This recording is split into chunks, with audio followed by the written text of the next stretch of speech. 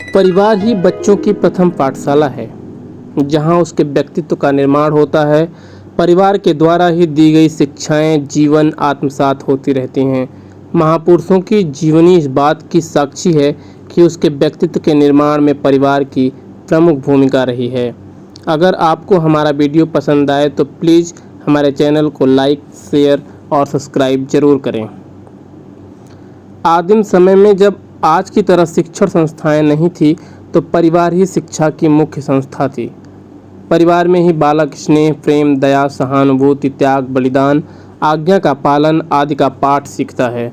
आज इस आर्टिकल के द्वारा परिवार से जुड़ी 5 प्रेरणादायक कहानियों के बारे में बताएंगे जो आपको काफ़ी मददगार साबित होगी और अपने बच्चों को उचित शिक्षा प्रदान करने में सहायक होगी।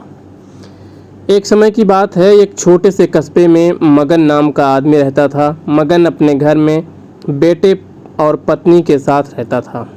मगन गरीब था, इसलिए वह दिन रात अपने परिवार की ज़रूरतें पूरी करने में लगा रहता था।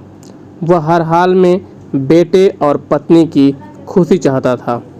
इसके लिए वह दिन रात मेहनत करता था।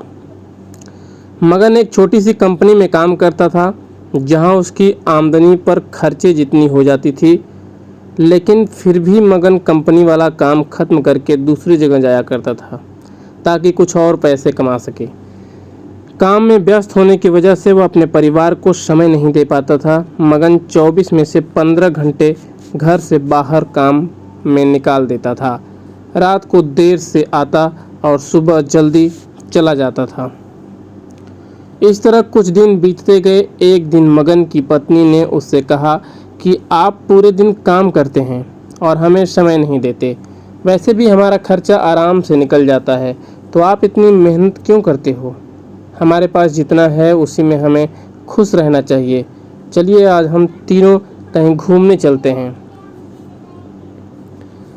तब मगन कहता है कि बस कुछ समय मुझे और मेहनत कर लेने दो, फिर आराम ही आराम है। इस तरह मगन मेहनत करने में लग जाता है। उसका बेटा भी उसे अक्सर कहता रहता था कि पापा आप मेरे साथ खेलो, बैठो और मुझसे बातें करो, लेकिन मगन हमेशा काम के लिए कहकर कभी उसे समय नहीं दे पाता था और काम में लगा रहता था।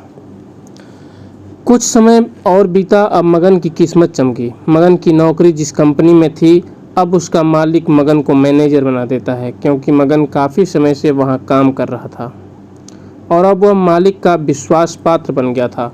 मैनेजर बनने के बाद मगन बहुत अमीर हो गया। उसकी आमदनी अच्छी खासी थी।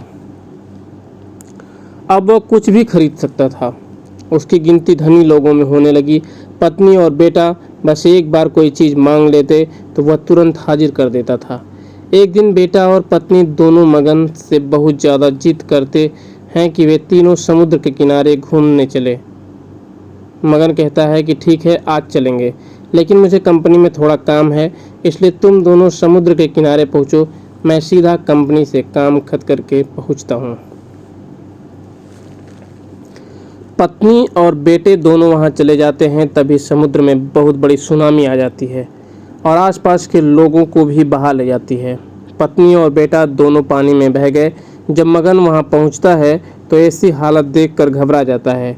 उसने हर जगह देखा, लेकिन सब कुछ नष्ट हो चुका था और कुछ दिखाई नहीं दे रहा था।